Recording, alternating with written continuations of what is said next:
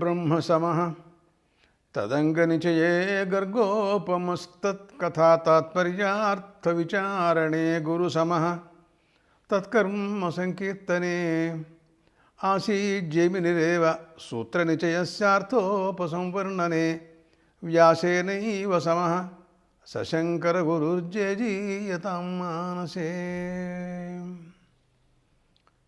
ఛాందోగ్యోపనిషత్తులో శ్వేతకేతువుని ఉద్దేశించి తండ్రి ఆత్మతత్వాన్ని బోధిస్తున్నారు. ఛాందోగ్యోపనిషత్ రీత్యా త్రివృత్కరణ ప్రక్రియ, తేజోబన్నాలు మొట్టమొదటితో సృజింపబడ్డట్టుగా మనకు వినపడుతోంది.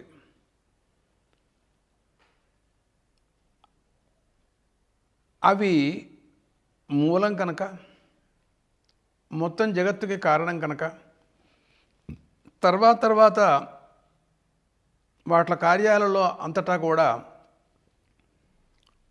ఆ లోహిత శుక్లకృష్ణ రూపాలు కనపడుతూ ఉంటాయని, అసలు అన్నింటికీ సద్రూపమైనటువంటి ఆత్మే మూల కారణం అన్న సంగతి, ఇలాంటి విచారణ జరుగుతోంది.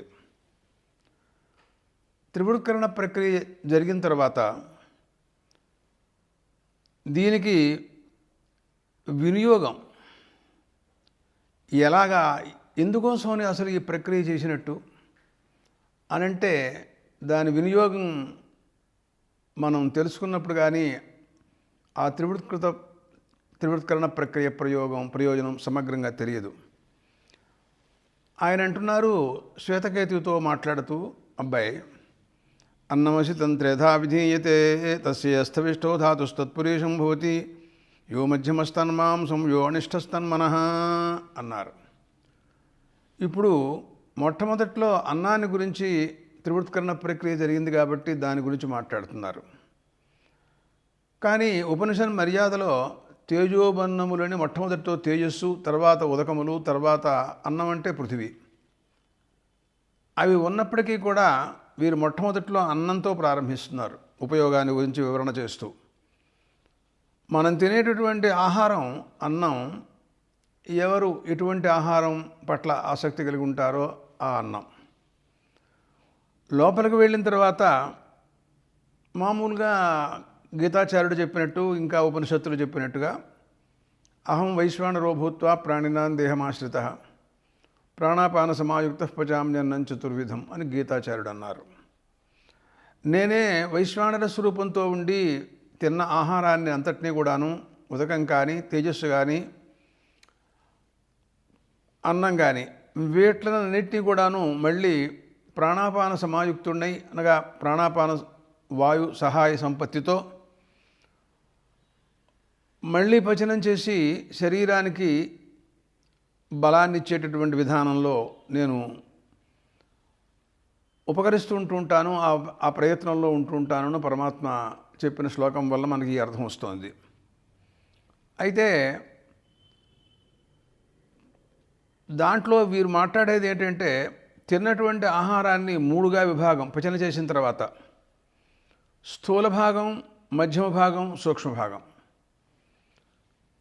ఇప్పుడు మనం అన్నం తింటున్నాం. అన్నం అంటే మీరు ఎవరికి ఏది ఆహారం ఇష్టమైతే అది, గోధుమలు కానీ, వరి కానీ, పెసలు కానీ, మినువులు కానీ, పచ్చివి కానీ, ఎలాగైనా సరే వాటిని పచనం చేసిన తర్వాత స్థూల భాగం అది పురుషంగా కిందకి వెళ్ళిపోతుంది. మధ్యమ భాగం మాంసానికి బలం ఇస్తుంది. దాంట్లో సూక్ష్మ భాగం ఉందే అది మనస్సుకి సంక్రమిస్తుంది. అనగా దీంట్లో లోపల నాడులు ఉంటాయి. ఆ నాడులలో ప్రవేశించి క్రమక్రమంగా మనస్సుకు వెళ్ళి మంచి పుష్టినిస్తుంది అని దీనివల్ల మనకు పరిపూర్ణంగా తెలుస్తోంది. అయితే ఇది మనస్సుకి మంచి బలాన్ని ఇస్తోంది అంటే, ఆహారం తిన్నప్పుడు దాని యొక్క సూక్ష్మాంశం దానికి చెందుతోంది కనుక ఆ సూక్ష్మాంశం యొక్క పరిణామమే హిత అనేటటువంటి పేర్లతో నాడుల ద్వారా వెళ్ళి మనస్సుకి మంచి శక్తినిస్తుంది, దానికి అర్థం అన్నమాట.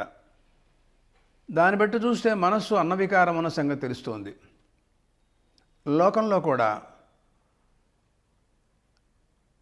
ఏ అన్నం సంస్కృతమైనటువంటి అన్నాన్ని కనుక స్వీకరించిన వాడు, సాత్వికమైనటువంటి ఆహారాన్ని స్వీకరించిన వాడు సత్వగుణ ప్రధానంగా ఉంటాడని, అన్నాన్ని బట్టే వాడి మనస్సు కూడా పరిణామాన్ని చెందుతోంది కాబట్టి అన్నానురూపంగానే మనస్సు ఉంటుంది అని. కారణగుణ కార్య సంక్రామంతి అని శాస్త్రం. కారణంలో ఏ రకమైనటువంటి గుణం ఉంటే కార్యంలోకి అది సంక్రమిస్తుంది. అందువలన అటువంటి శక్తి సామర్థ్యాలు మనసుకు వస్తాయని పృథివీ వికారమైనటువంటి అన్నం ద్వారా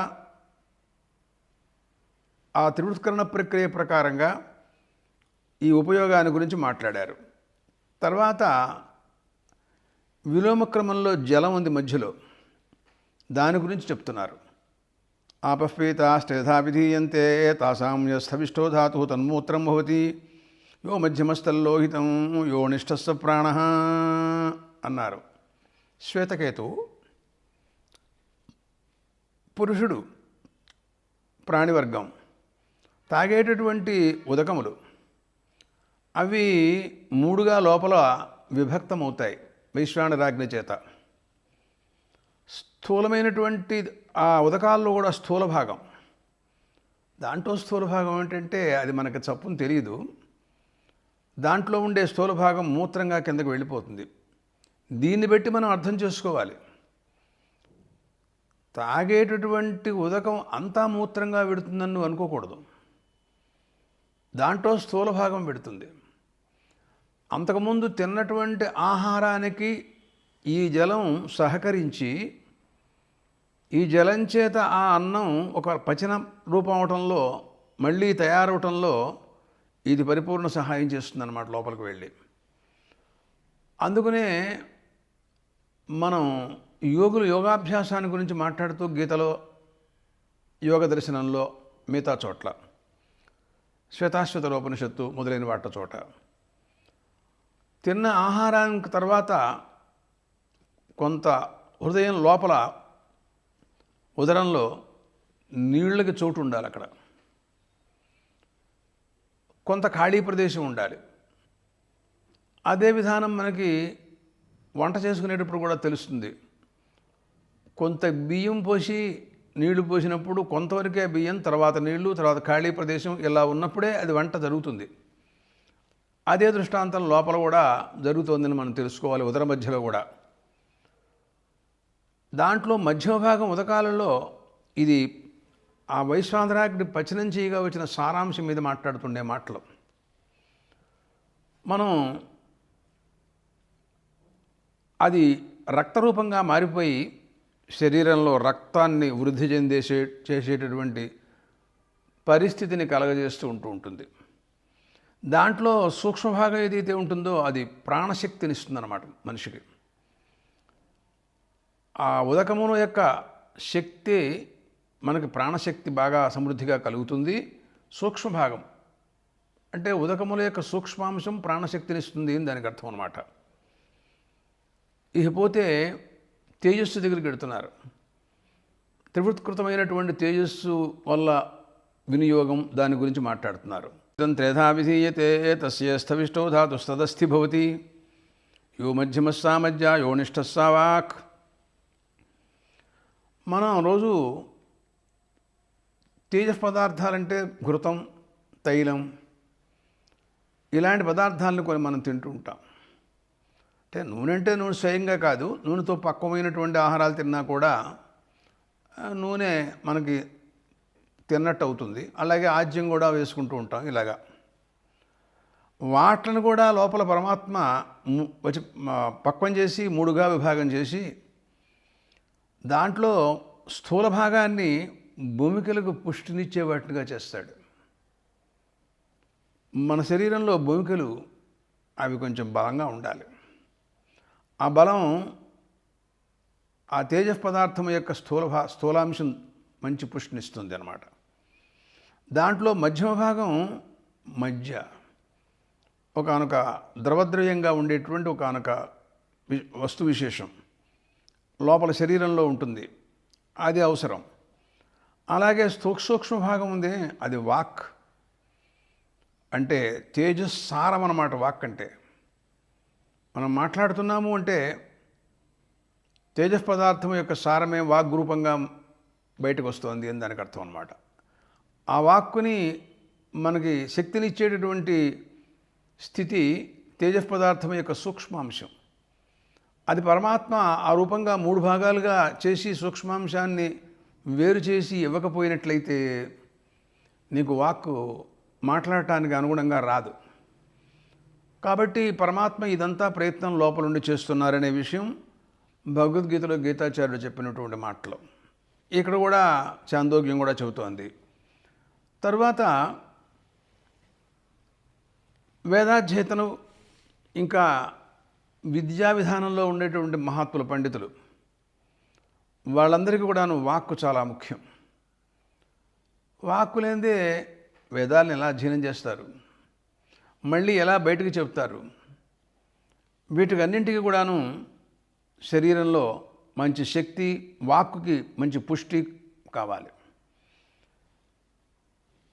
అట్లా 3 రకాలుగా 3 భూతాలు కదా చాందోగ్యరీత్యా. వాయువు ఆకాశం వీళ్ళు పెట్టుకోలేదు కాబట్టి దాని గురించినటువంటి ప్రసంగం లేదు ఇక్కడ. ఈ తర్వాత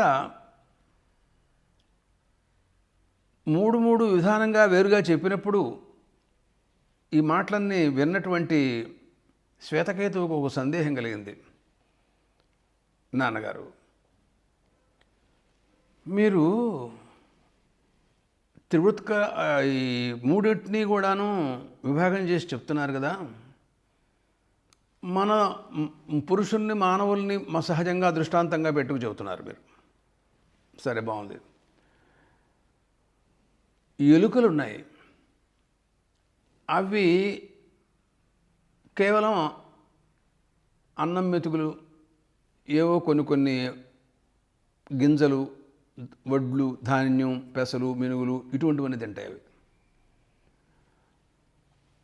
అది అంతేగాని మంచినీళ్ళు తాగుతాయి అన్నట్టుగా కనపట్టలేదు. అంటే ఉదకాన్ని తాగుతున్నట్టుగా మనకి తార్కణాలు లేవు. తరువాత అటువంటి పరిస్థితుల్లో తేజస్ పదార్థం తింటున్నట్టుగా నూనె నెయ్యి తాగుతున్నట్టుగా కూడా తెలియట్లేదు. నూనె నెయ్యి తాగినప్పుడు దాని యొక్క సారాంశమైనటువంటి సూక్ష్మాంశమైనటువంటి వాక్కు రావాలి. కానీ ఎలుకల్లో కూడా ఏవో ఒక రకమైనటువంటి ధ్వని కనపడుతోంది, కాబట్టి వాక్కు కనపడుతోంది. జీవిస్తున్నాయి, ప్రాణానికి ఉదకం ఆహారం అని చెప్పారు కదా మీరు ఇందాక. ఆ ఉదకం అవి తాకపోయినా కూడా అవి జీవిస్తున్నాయి, కేవలం అన్నమాత్రాన్ని తింటున్నాయి కదా. ఇది ఎలా కుదురుతుందో నాకు అర్థం కావట్లేదు, సందేహంగా ఉంది ఈ విషయం అన్నాడు. ఇట్లాగే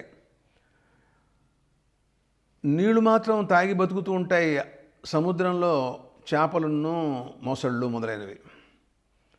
వాట్లకి అన్నం కానీ ఇలాంటి పదార్థాలు పృథ్వీలోంచి వచ్చేటువంటి గోధుమలు, వీళ్ళు మనం తినేటటువంటి అన్నం తింటున్నట్టుగా కనపట్టలేదు. అన్నం తింటే కానీ మనస్సు పనిచేయదుగా, అయినా అవి కూడా మనస్సు కలిగి సంచరిస్తున్నట్టుగా కనపడుతున్నాయి. తర్వాత వాటిలో కూడా శబ్దం చేయటం అనేటటువంటిది వాళ్ళకు కూడా కనపడుతోంది. అది తేజో లక్షణం, తేజస్సు యొక్క సూక్ష్మాంశం వల్ల కలిగేటటువంటివి. అవి వాళ్ళు తాక్కపోయినా, నెయ్యి తాక్కపోయినా, నూనె తాక్కపోయినా, నీళ్ళల్లో ఉన్న నీళ్ళే మాత్రం తాగుతున్నా, అన్నం తినకపోయినా ఇవన్నీ వాళ్ళకి కనపడుతున్నాయి. తర్వాత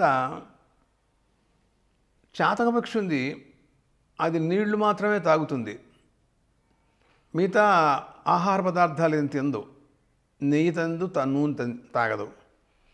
కానీ కూత కూస్తూ ఉంటుంది, నీళ్లు తాకపోయినా నీళ్లు తాగి ప్రాణంతో ఉంటుంది. దానికి కూడా మనస్సు ఉంది, పృథ్వీ వికారమైనటువంటి మనస్సు. పార్థివ పదార్థం తినకపోయిన దానికి మనసు ఉంటుంది. అది కూడా వర్ష ఋతువు వస్తుంది, మేఘం పట్టింది, మనం నోరు తెరిచి కూర్చుంటే పైనుంచి వర్షం ధారలో నోట్లో పడతాయి, మనం తాగొచ్చు అనే ఆశయాలని దానికి కూడా ఉన్నాయి. మరి తర్వాత పాముంది, అది వాయువు మాత్రమే తింటుంది. ప్రస్తుతం వాయువు గురించి మన దాంట్లో లేదు, త్రివృత్కరణ ప్రక్రియలోనే ఉన్నాం కదా, చాందోగ్యం కదా ఇది. తైత్రీయాన్ని బట్టి చూస్తే మిగతా నూనె తాగటం కానీ, లేకపోతే నీళ్లు తాగటం కానీ లేకపోయినా ప్రాణంతో ఉంటున్నాయి. ఇదంతా అయోమయంగా ఉంది, నాకేం అర్థం కావట్లేదు,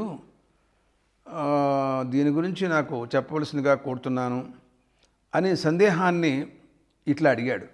అన్నమయగం హి సోమ్య మనః ఆపోమయ ప్రాణస్తేజోమయే వాక్ అని మీరు చెప్పారు నాకు. ఇతి వాగితి భూయేవ మా భగవాన్ విజ్ఞాపయతు. దీని గురించి వివరణ మళ్ళీ కావాలి నాకు ఇటువంటి సందేహాలన్నీ కూడా ఉండిపోయినాయి. మరి అన్నం తినని వాటికి కూడాను మనస్సు కనపడుతోంది, నీళ్లు లేకపోయినా కూడా వాటికి ప్రాణం కనపడుతోంది, మరి నీళ్లు తాగిన వాటికి కూడా మనస్సు కనపడుతోంది. అర్థం కావట్లేదు, నాకు తెలియజేయవలసిందిగా కోరుతున్నాను అని భూయేవమా భగవాన్ విజ్ఞాపయతు అని ప్రార్థన, శిష్యుడి యొక్క ప్రార్థన, శ్వేతకేతువు యొక్క ప్రార్థన. తథా సోమ్యేతి హోవాచ. అబ్బాయి అలాగే చెప్తాను అని నాన్నగారి సమాధానం. ఏమని చెబుతున్నారు ఆయన అని అంటే, వారు మాట్లాడుతూ అన్నారు, దధ్న సోమ్యమత్స్యమానస్య యోణిమా స ఊర్ధ్వ సముదీషతి తత్సర్పిర్భవతి. ఒక ఉదాహరణ చెబుతాను నీకు, వినమన్నారు ఆయన. చెప్పండి. పాలు కాచి తోడు పెట్టడం, తర్వాత పెరుగు అవ్వటం, దాన్ని మధించగా దాంట్లోంచి సూక్ష్మాంశంగా నవనీతం రావటం, దాంట్లోంచి నెయ్యి రావటం, దాంట్లోంచి సూక్ష్మాంశం. ఇన్ని పాలు బాగా 2-3 లీటర్ల పాలకి ఈ మాత్రం వెన్న, దాంట్లోంచి ఇంత నెయ్యి. స్థూలాంశం అంతా వేరుగా ఉంటుంది, మజ్జిగ్గా ఉంటుంది, మధ్యమాంశం నవనీతంగా ఉంటుంది, సూక్ష్మాంశం ఘృతంగా ఉంటుంది, సర్పిరిగా. ఇది లోకంలో 3 భాగాలుగా వస్తున్నట్టుగా మధించగా మనకు అనుభవసిద్ధమైన విషయం నీకు తెలుసు కదా. అట్లాగే ఏమేవ ఖలు సోమ్య అన్నస్య అస్యమానస్య యోణిమా స ఊర్ధ్వ సముదీషతి తన్మనోభవతి. అబ్బాయి అన్నం తింటున్నావు, చేటటువంటి అణిమా సూక్ష్మభాగం అది ఊర్ధ్వ సముదీషతి, పైకి వస్తుంది. అది వచ్చి ఏం చేస్తుందంటే మనస్సుకి మంచి శక్తి సామర్థ్యాలను ఇస్తుందన్నమాట.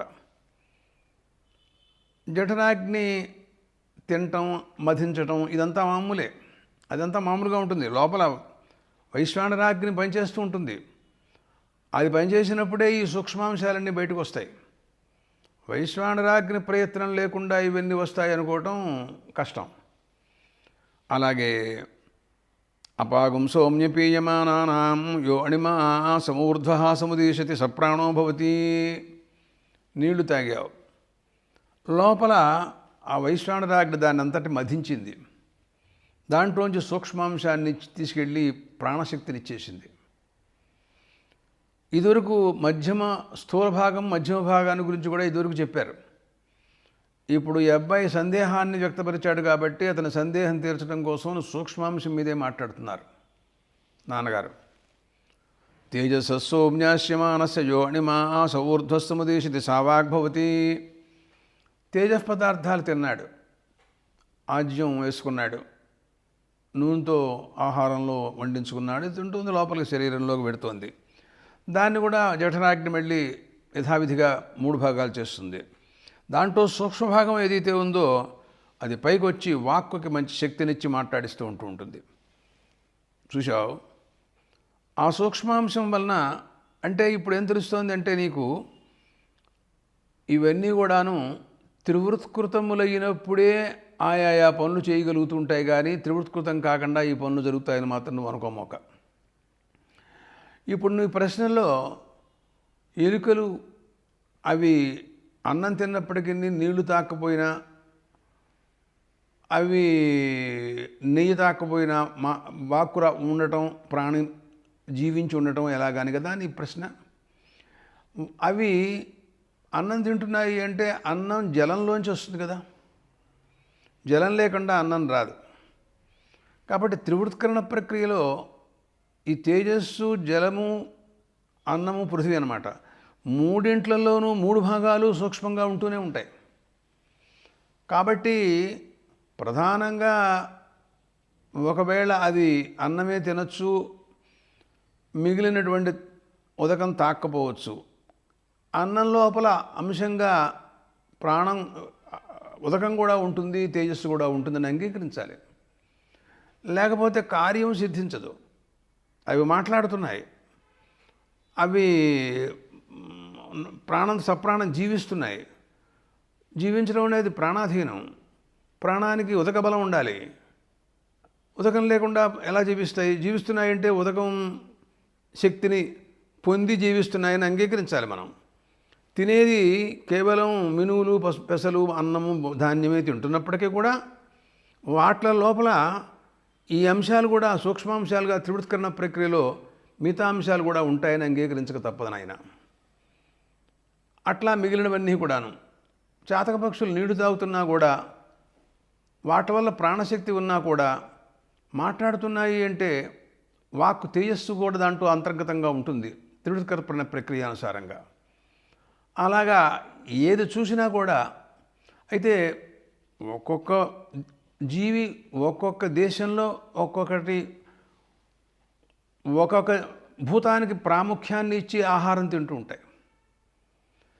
చంద్రలోకంలో ఉన్నారు వాళ్ళు, వరుణలోకంలో ఉన్నవాళ్ళు అమ్మాయి శరీరంలో ఉంటారు, నీటి శరీరంలో ఉంటారు. కానీ దాంట్లో పృథ్వీ వికారం కానీ తేజో వికారం కానీ ఏం లేదంటానికి ఏం లేదు. ప్రాధాన్యం జలానికి ఉంటుంది అక్కడ. పృథ్వీలోకంలో మనం ఉన్నాం, పార్థివ శరీరాలు మనవన్నీ. అంటే భూభాగం, పార్థివ భాగం ఎక్కువగా ఉంటుంది. లోపల ఉష్ణత్వం, ఔష్ణ్యం మనకు కూడా శరీరంలో వేడి ఉంటుంది. వేడి లేకపోతే ఉట్టి మనిషి ఉన్నాడంటే అయిపోయినట్టే వాడు, వేడి ఉండాలి. అలాగే ఉదకం లోపల ఉంటుంది, ఆకాశం ఉంది, వాయువు ఉంది, అన్ని పంచభూతాలు ఉంటాయి. పార్థివాంశం ఎక్కువ ఉంటుంది ఇక్కడ. అట్లాగే తేజోలోకంలో ఉంటారు తేజపురుషులు వాళ్ళు, మిగతా భాగాలు కూడా వాళ్ళకి ఉంటూనే ఉంటాయి. ఇలాగా ఆయా లోకాల్లో ఉండేవాళ్ళు ఒక్కొక్క భూతం దాని యొక్క ప్రధానాంశాన్ని తీసుకుని వాళ్ళు జీవిస్తున్నప్పటికీ మిగతా అంశాలు కూడా వాటిల్లో ఉంటాయని మనం త్రివృత్కరణ ప్రక్రియ, పంచీకరణ ప్రక్రియ అనుసారంగా చెప్పాలి.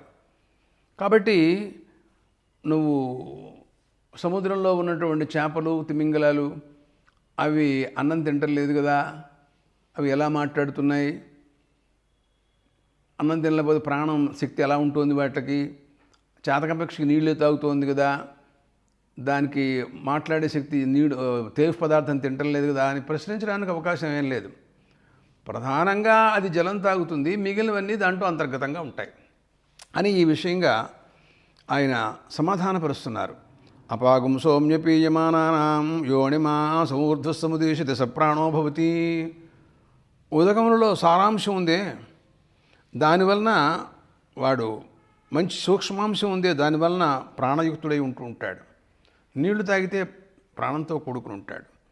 తేజస్సౌమ్యాశ్యమానస్య యోనిమా సౌర్ధ్వసముదేశిత సావాగ్భవతి.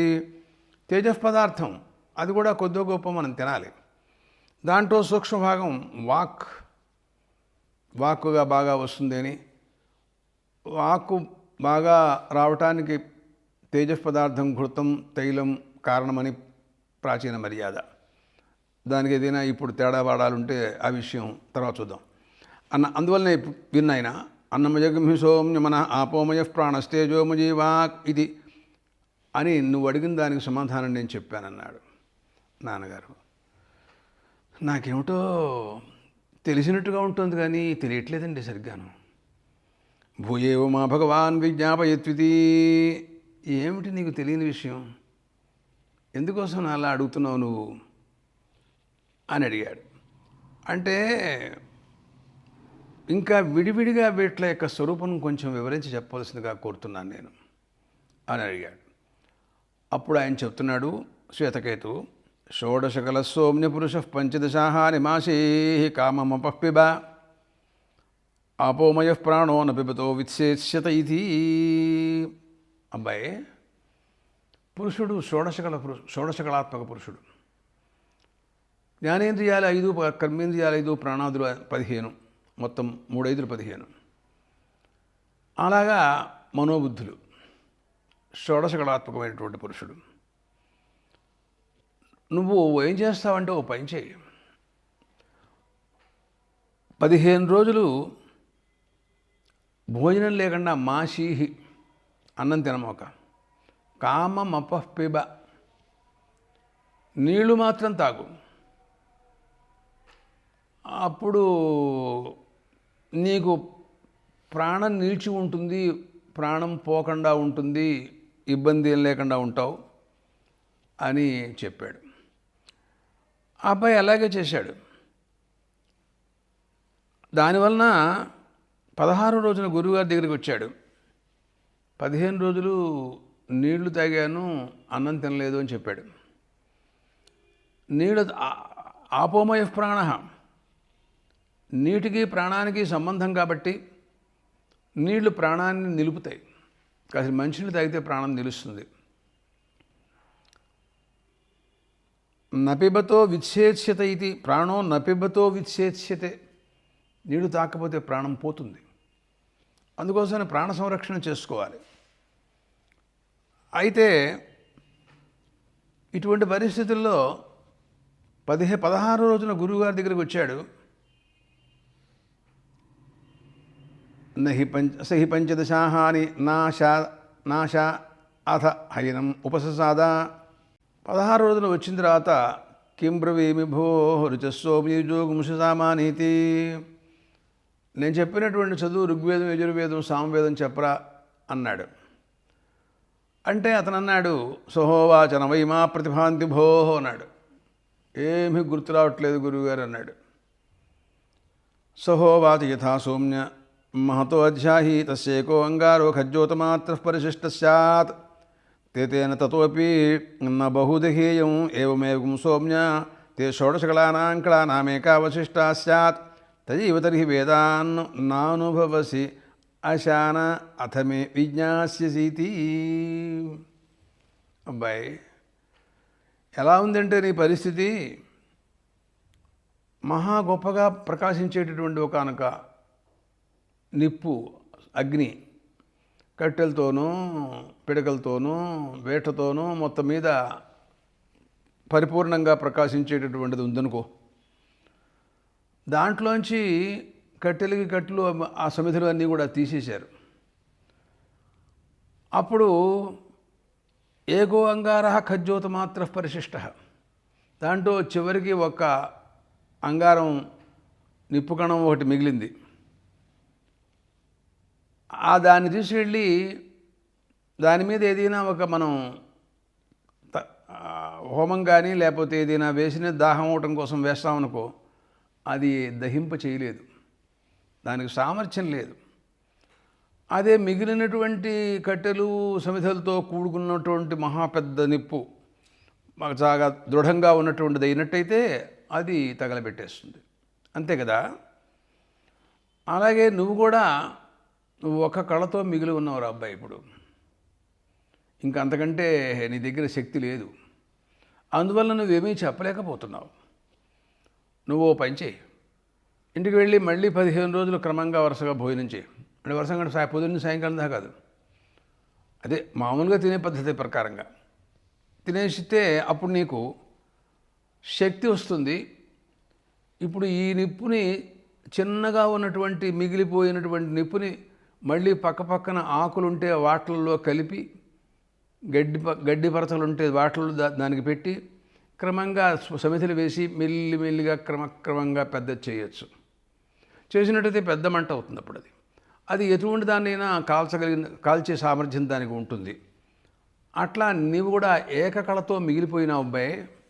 కాబట్టి 15 రోజులు ఆహారం తీసుకుని నువ్వు నా దగ్గర రా అని చెప్పాడు. సరే సహాశాథ హేనముపసదాద తగుంహ యత్కించ ప్రప్రచ్ఛ సర్వగంహ ప్రతిభేదే.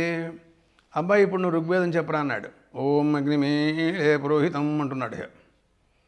యజుర్వేదం అడిగాడు, అలాగే చెబుతున్నాడు. అట్లా ఏదైనా అడిగితే చెప్పేస్తున్నాడండి. ఆ రకంగా ఈ పంచభూతములలో లేకపోతే త్రివృత్కరణ ప్రక్రియ ప్రకారంగా 3 భూతాలలో వీటి వికారాలు, ఆహారం, వీటి తినటం, ఇంద్రియాలు పనిచేయటం, ఈ మొత్తం విషయం అంతా కూడా చెప్తున్నాడు తనతో. కుమారుడికి తండ్రి అన్నమాట. ఇంకా మాట్లాడతారు.